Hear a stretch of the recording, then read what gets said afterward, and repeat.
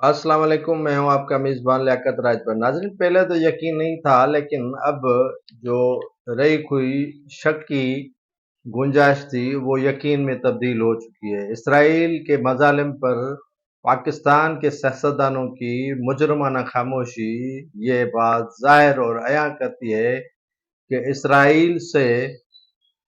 ताने बाने पाकिस्तान के सियासतदानों के ब्यूरोक्रेट्स के ज़रूर मिल रहे हैं। पूछेंगे वो कैसे, कि मैं आपको आज खुलकर उन हक़ाइक़ से पर्दा उठाने का कह रहा हूँ जो होशरुबा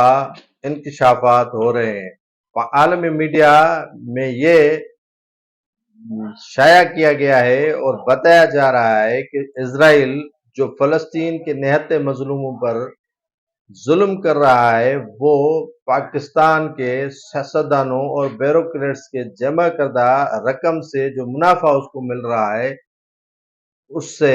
वो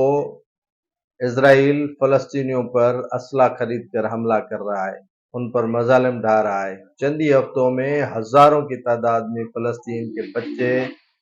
माएँ और नौजवान शहीद हो चुके हैं। उनकी हालत तशवीशनाक हो चुकी है, लेकिन पाकिस्तान के सियासतदान बिल्कुल ही इस पर चुपका रोज़े रखे हुए हैं, क्योंकि उनके स्विस बैंक हो, अमेरिका के बैंक हों या बरतानिया के बैंक हों, उनमें अरबों डॉलर, अरबों पाउंड और दूसरी करेंसी पड़ी हुई है, जिससे इजराइल को माहाना नहीं कहें कि हफ्तों के हिसाब से कमीशन या जो कमाई हो रही है वो किसी और पे खर्च नहीं कर रहे।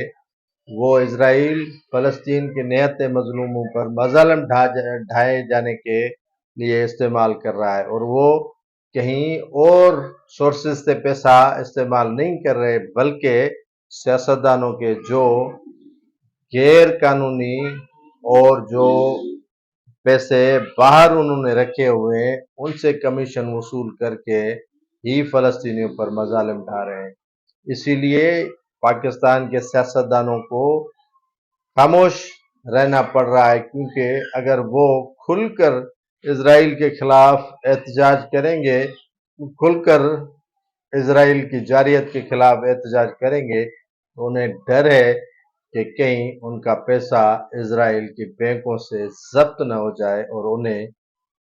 मिलने की कोई उम्मीद बाकी न रहे, या इजराइल इंकशाफ न करे कि फलां सियासतदान के, फलां ब्यूरोक्रेट्स के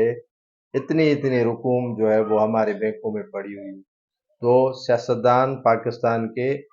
इसीलिए खामोश हैं, इजराइल के खिलाफ खुलकर बातें नहीं कर रहे, क्योंकि उनको अपनी रकूम प्यारी है। फ़लस्तीन के निहत्ते